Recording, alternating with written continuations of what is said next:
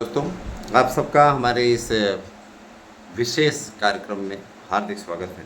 दोस्तों, आजकल सत्ता और विपक्ष के मध्य जब से लोकसभा चुनाव हुआ है, मैं भर्तियों की भी बात इसमें करूंगा। भर्तियों पर ही ये पूरी चर्चा है, तो आप वीडियो को देखिएगा और कृपया दलगत भावना से उठ करके देखिएगा। मैं आप लोगों के समक्ष सच्चाई ही रखूंगा और सच्चाई से ही वास्ता कराऊंगा। चैनल का स्वरूप हमने बदल दिया है। जाहिर सी बात है कि हमें इन सब तर्कों पर ज़्यादा सही तरीके से चैनल को ले चलने की प्रेरणा मिल रही है। मित्रों, अभी आसन लोकसभा चुनावों में उत्तर प्रदेश में समाजवादी पार्टी ने सबसे ज़्यादा 37 सीटें जीती। बीएसपी का खाता नहीं खुला, कांग्रेस को 6 सीटें मिली और भाजपा 33 सीटों पर सिमट गई। सहयोगी दलों के साथ वो भी 37 सीटों तक आई। दिक्कत ये रही, देखिए दोस्तों, यहाँ पर मैं मुद्दा उठाना चाहूँगा। 37 सीटें जीत करके समाजवादी पार्टी ने बहुत ही अच्छा प्रदर्शन किया और ये कहीं ना कहीं उत्तर प्रदेश में जो बेरोजगारी का आलम चरम पर है, भर्तियाँ समय से नहीं हो रही, सिर्फ आयोग बनाने का झांसा दे करके युवाओं को गुमराह करने का कार्य किया जा रहा है, उसी का गुस्सा है। और दूसरी चीज़, सरकारी कर्मचारी जिन्हें लगा कि पुरानी पेंशन हमें मिल सकती है, उन्होंने भी जमकर वोटिंग की। हालांकि पुरानी पेंशन बहाल हुई, लेकिन 2005 के पहले के अध्यापक जिनका विज्ञापन निकल चुका था, उनको ही लाभ मिला है और इसके अलावा बाकी लोगों को लाभ नहीं मिला। तो ये तो रही बात तर्कों की। अयोध्या से जीतने के पीछे सबसे बड़ा कारण ये रहा कि आप स्वतः सोचिए कि जिन लोगों ने कार सेवकों की हत्या की, जिनके पिता ने अयोध्या में फटकने नहीं दिया लोगों को, श्री राम है ना, श्री राम को पूजन अर्चन करने के लिए, जो ये कहा करते थे कि मुझे अगर कोई मुल्ला मुलायम भी कहेगा तो मुझे बुरा नहीं लगेगा। मुस्लिमों का वोट बैंक पूरी तरीके से एकजुट रहा, समाजवादी पार्टी ने उसी का लाभ उठाया और यादव तो इनके तथाकथित बिल्कुल एजेंट के तौर पे बने रहे। उनके अंदर चाहे मोहन यादव आ जाएं, चाहे भगवान श्री कृष्ण स्वतः उतर के आ जाएं और बोल दें कि भैया देखो बीजेपी को वोट करना है ना, तो भी वो कहेंगे कि नहीं, मुझे तो साइकिल ही दिखती है ना, मुझे तो साइकिल से ही चलना है, मुझे साइकिल वालों को ही जिताना है, मुझे किसी कीमत पे बीजेपी को वोट नहीं देना, आप नकली श्री कृष्ण हो, आके बोल देंगे। इस प्रकार की बातें बोल देंगे। जो लोग श्री राम जन्मभूमि आंदोलन है ना का विरोध करने वाले लोगों का साथ दे रहे हैं, उन्हें मैं किसी भी प्रकार से हिंदू नहीं मानता, किसी प्रकार से हिंदू नहीं मानता।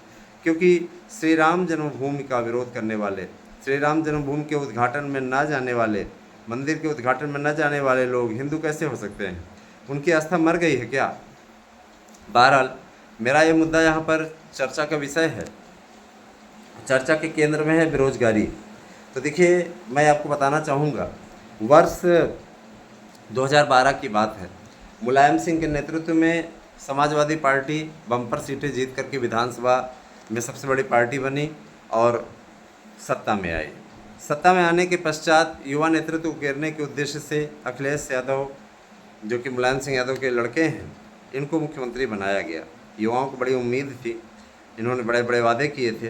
तो अखिलेश यादव ने पहले ही बैठक में ट्रम्प कार्ड चलते हुए मेरिट पर डिसीजन लिया। और उस समय अकादमी मेरिट और 72,825 का मैटर चल रहा था, पुरानी मेरिट और नई मेरिट पे। पुरानी मेरिट में मायावती ने 4 दिन पहले ही संशोधन करके क्या किया, 4 दिन पहले संशोधन करके, है ना, संशोधन किया और एकेडमी मेरिट की जगह पे टीटी मेरिट कर दिया। इन्होंने विज्ञापन में खामियां निकाली, इतनी जम के विज्ञापन में धांधली हुई कि नियमों का अनुपालन नहीं किया गया। जिनको निकालना चाहिए वो नहीं निकाले। माध्यमिक शिक्षा सेवा परिषद के सचिव ने निकाल दिया, जो कि अनलीगल था।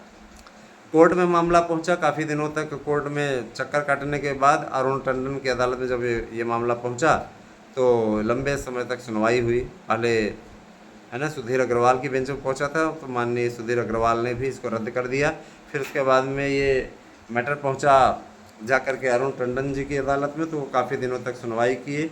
उन्होंने इस विज्ञापन को अनलीगल बताते हुए, है ना, इस पर नया विज्ञापन जारी करने का आदेश दिया। उस समय जावेद उस्मानी कमेटी के अध्यक्ष बने थे, प्रमुख सचिव थे उत्तर प्रदेश सरकार के, जावेद उस्मानी, है ना। तो जावेद उस्मानी ने रिपोर्ट दी कि ये अनलीगल था और निश्चित रूप से कुछ लोगों को लाभ पहुंचाने के उद्देश्य से ये बनाया गया था। मामला यहीं तहीं थमा, आगे चल रहा है मामला। तो मामला चलने के पश्चात क्या हुआ है, ज़रा समय ये भी आप लोगों को अवगत कराना अपना कर्तव्य समझता हूँ।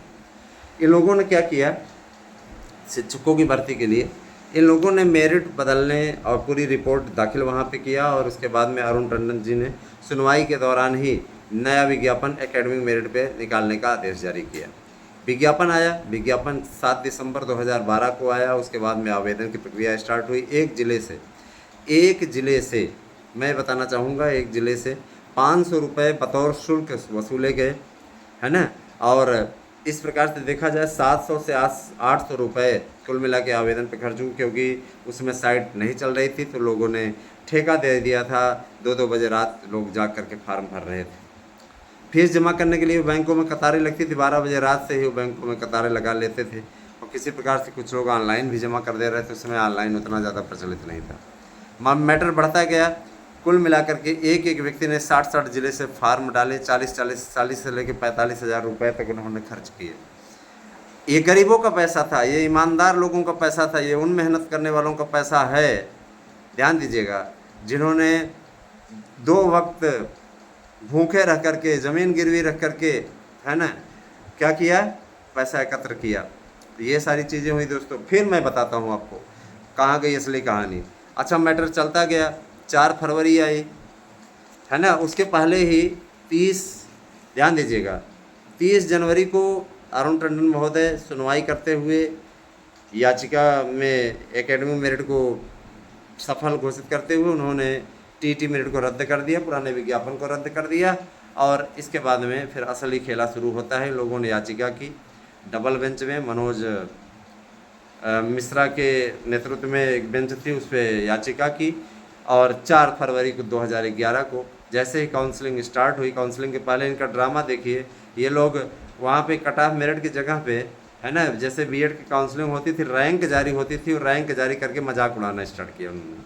अच्छा, 4 फरवरी 2011 को जब लोगों ने पहले दिन की काउंसलिंग कराना स्टार्ट किया, उसी समय समाचार आया कि कोर्ट ने स्टे लगा दिया है एकेडमिक मेरिट वाली मेरिट पे। अब इस पर सुनवाई होगी, 11 फरवरी तक ये मैटर चलेगा। 11 फरवरी को अगली सुनवाई लगी है। अच्छा, इससे टीटी मेरिट वालों की बातचीत खिल गई। टीटी मेरिट वालों ने सारी नौटंकी की, 12 खूब खुश हुए। इसके बाद में उत्तर प्रदेश सरकार मैटर को खींचती गई। 12 से स्टार्ट हुई ये नौटंकी, 12-13 से स्टार्ट हुई ये नौटंकी। ये महोदय 15 तक खींच के ले गए, समझ रहे हैं ना। अच्छा, यहाँ पे हारने के पश्चात जब डिसीजन आया, टीटी मेरिट के पक्ष में आया, पैसा भी उनका वापस हो गया, तो उनकी काउंसलिंग कराने का आदेश आया। अशोक खरे यहाँ वकील थे। तो उसके बाद में इन लोगों का जरा सा आप देखिएगा, इनका स्याह सच देखिए, इनका वास्तविक चेहरा देखिए। इन लोगों ने बेरोजगार युवाओं से 4 अरब से ज़्यादा रुपए कमाए। 4 अरब से ज़्यादा रुपए कमाए, ध्यान दीजिएगा। इन 4 अरब रुपयों से इन्होंने खूब अपना समाज बनाया, अपने लोगों को, है ना, खूब प्रचार किया अपने पार्टी का, और पैसा पूरा खा गए। बेरोजगारी भत्ता जो युवाओं को मिल रहा था, बेरोजगारी भत्ता भी इन लोगों ने बंद कर दिया। पैसे की बर्बादी का हवाला देकर के उसमें गायत्री प्रसाद प्रजापति नाम का एक नेता होता था, जो रेप के मामले में भी जेल में बंद है, ठीक है। तो फिलहाल ऐसे लोगों की ही तो पार्टी है ये, इसमें कोई आश्चर्य वाली बात नहीं है, बुरा नहीं लगना चाहिए।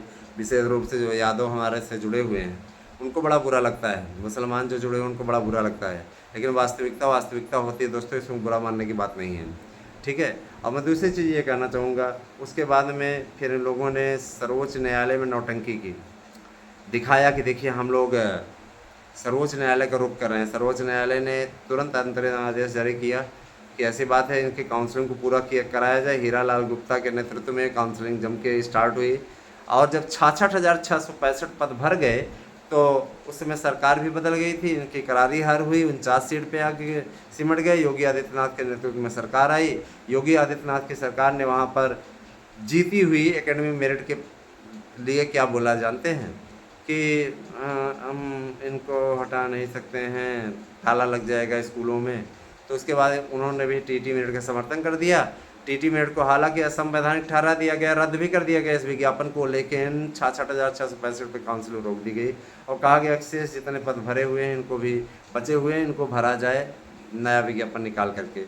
वो आदेश असंगत था, लेकिन फिलहाल आया तो आया। अच्छा दोस्तों, ये चीज़ रही। दूसरी चीज़ मैं आप लोगों को बताना चाहूँगा, इनके समय में अखिलेश यादव के समय में माने जीत करके भी एकेडमिक मेरिट वाले हार गए और बुरी तरीके से उनके सपनों पर कुठाराघात हो गया। मैं आता हूँ आगे के तर्कों पर, आगे के तथ्यों पर, जरा से इसको भी देखिएगा दोस्तों। 2013 में पहला विज्ञापन निकला है अखिलेश यादव सरकार में टीजीटी पीजीटी का। उसमें इतना गंदा पेपर बना था कि उतना गंदा पेपर कभी हुआ ही नहीं। परशुराम पाल के नेतृत्व में अध्यक्ष थे और उन्होंने इतना बेकार पेपर बनवा दिया था कि हर एक पेपर में 21-22 संशोधन थे। 21-22 संशोधन माने सब माथा पच्ची बेकार। ऐसे ऐसे बेवकूफ़ों को पेपर उन्होंने दे दिया था, है ना। बहुत से लोगों ने प्रदर्शन किया था, जल्दी जल्दी पेपर बनवाए और बनवा करके अनलीगल पेपर बना करके फुर्सत पाए। तो दोस्तों, बेरोजगारों का इसके बाद में फिर इन्होंने उस भर्ती को खींचा। 13 वाली भर्ती इतनी ज़्यादा उसकी तेरही होती रही, खींच करके पहुंचा ले आए इसको सब, है ना। 13 वाली भर्ती जा कर के 16 में इन्होंने पेपर कराया, है ना। ध्यान दीजिएगा, 16 में पेपर कराया, 13 में ही कराया था, 13 में ही कराया था, सॉरी गलत बोल गए, 13 में ही कराया था। उसके बाद में पेपर हुआ, पेपर होने के बाद में इंटरव्यू होते होते होते होते ये फाइनल होते होते जा कर के इकट्ठे पहुंच गई 16 तक। अच्छा, फिर इन्होंने एक महान कार्य और किया, 11 वाली परीक्षा करा ली थी, 11 टीजीटी पीजीटी परीक्षा करा दी थी, नए आयोग के अध्यक्ष का नियुक्ति कर दिया था। उसके बाद में इसी सब में उलझे रहे, है ना। इसके बाद में फिर क्या कहते हैं, भर्तियाँ लटकती गई, कोई भर्ती इन्होंने नहीं की, है ना। बाकी और भी जो भर्तियाँ इन्होंने की वो अपनी जाति बिरादरी के लोगों को सम्मिलित करने और उनको किसी न किसी प्रकार से, है ना, एडजस्ट करने में गया। मेरे गांव के भी कुछ ऐसे मूर्ख ग्राम पंचायत अधिकारी हो गए जिनको कि क्या कहते हैं, चपड़ासी की भी नौकरी नहीं मिलनी चाहिए थी, लेकिन ऐसे लोगों को भी भरा गया, है ना। किताबें नहीं पढ़ पाते लेकिन ऐसे लोगों को भरा गया, ठीक है। शिक्षकों की भर्ती हुई, उसमें भी इन लोगों को भरा गया मनमानी तरीके से। पीसीएस, आप लोक सेवा आयोग को देख लीजिए, लोक सेवा आयोग को उसमें जितनी भी लिस्ट आती थी उसमें जैसे 100 सीट है तो 100 में से 50 या 60 की संख्या में यादव रहते थे। हर एक दूसरे पद पे यादव, मजाक बना के रख दिया था। अभ्यर्थी इतने ज़्यादा प्रताड़ित हुए कि उन्होंने जाके वहाँ पे अहीर लोक सेवा आयोग लिख दिया था, आपको याद होगा, ठीक है। अनिल यादव उसमें अध्यक्ष था जिसकी योग्यता ही नहीं थी। सोचिए, अनिल यादव के अंदर योग्यता ही नहीं थी, उसको बना दिया गया था ज़बरदस्ती अध्यक्ष। तो अगर दोस्तों देखा जाए तो बेरोजगारों का ये जो पैसा गया है, फार्म कई भरे गए, फार्मों को रद्द कर दिया गया, ठीक है। मत भूलिएगा बीएसडब्ल्यू की भी, है ना, बेसिक हेल्थ वर्कर की भी भर्ती इसके समय में आई थी, इस सरकार के समय में आई थी, लेकिन भर्ती नहीं हुई। मैं नहीं कहता कि वर्तमान सरकार बहुत अच्छी है। वर्तमान सरकार ने पहले पंचवर्षीय में काफ़ी अच्छा काम किया, लेकिन दूसरे पंचवर्षीय में रोजगार देने के मामले में ये शून्य है। और ये कह करके अपना पीठ नहीं ठोक सकते योगी आदित्यनाथ के हमने आज नए आयोग के गठन के लिए कार्यवाही तेज कर दी है। मजाक मत बनाइए अभ्यर्थियों का। अभ्यर्थी, है ना, इस भीषण गर्मी में पक रहे हैं, उनका उद्धार कीजिए, नहीं तो आपकी भी हार सुनिश्चित है, याद रखिएगा। मैं अपील करना चाहूँगा कि अगर लोग वर्तमान सरकार को हराना चाहते हैं तो हराएं, लेकिन बीएसपी को मौका दें, सपा को मौका न दें। क्यों ना मौका दें? क्योंकि बेरोजगारों का सबसे ज़्यादा शोषण, सबसे ज़्यादा पैसा खाने वाली पार्टी अगर कोई है तो वो है समाजवादी पार्टी।